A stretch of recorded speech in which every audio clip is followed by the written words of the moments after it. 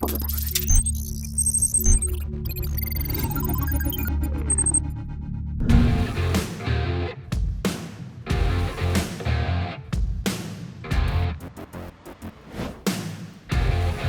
Hyundai Grand i10 has sold almost 4,20,000 units since its September 2013 debut in India.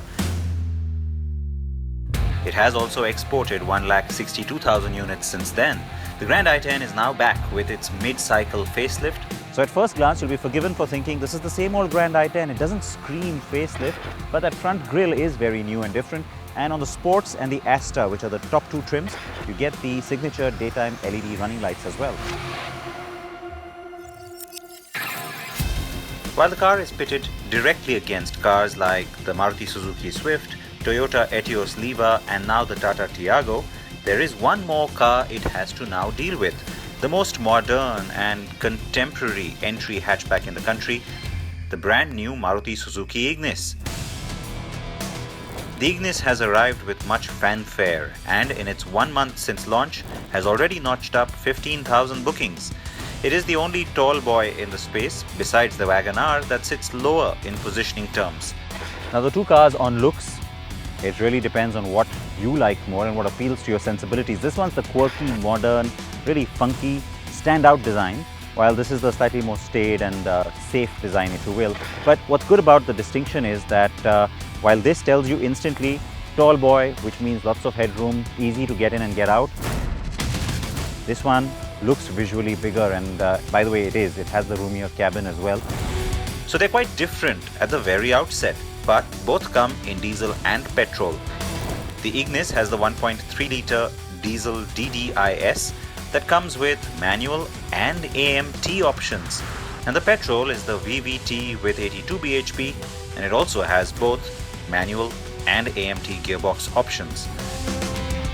The Hyundai Grand i10 retains its efficient Kappa dual VT petrol, and this has a 4-speed auto option. The diesel gets just the manual, but it's a new engine. The 1.2 U2 CRDI adds displacement and power, but significantly 30 Nm of peak torque too.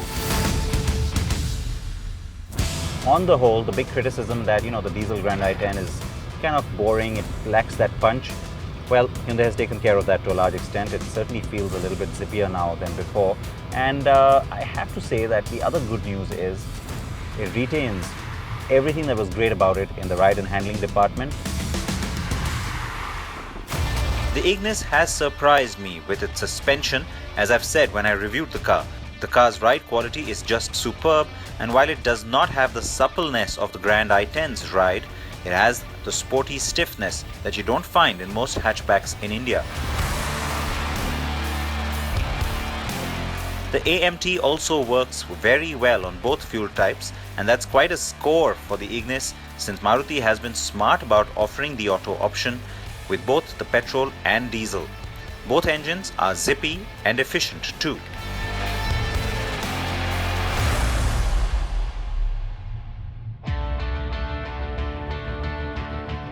Now on the inside, it's a familiar layout. You still have that two-tone beige and black look, and it's pretty effective and nicely done. But on the top-end version, you get the 7-inch screen now, which is brand new.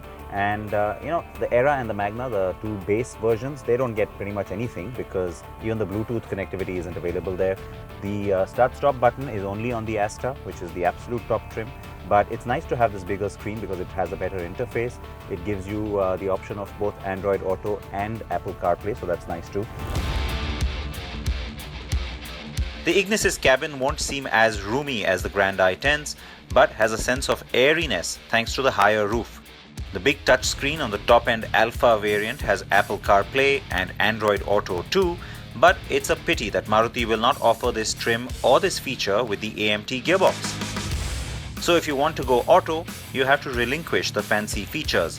It's the same with the Grand i10's petrol automatic. That also applies to the really cool daytime running lights on the Ignis and the Grand i10. Again, a pity. But the good news is that both cars do better on safety.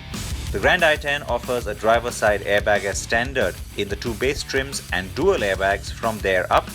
The Ignis has dual airbags and ABS as standard, which is of course way better. The prices show that the Grand i10's seen a minor price cut and is overall looking more attractively priced. But the Ignis has fewer yet better loaded variants, and so it's also good value.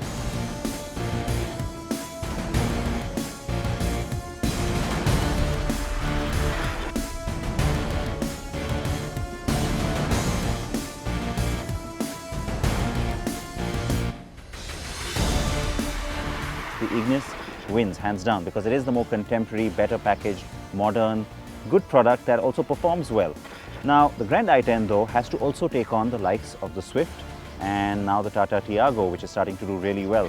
So does it better those benchmarks? It certainly does. And I think from that perspective, if you're looking for a family car that's roomy, the new Grand i10 with all the little updates certainly works. But overall, between these two, like I said, the Ignis stays ahead.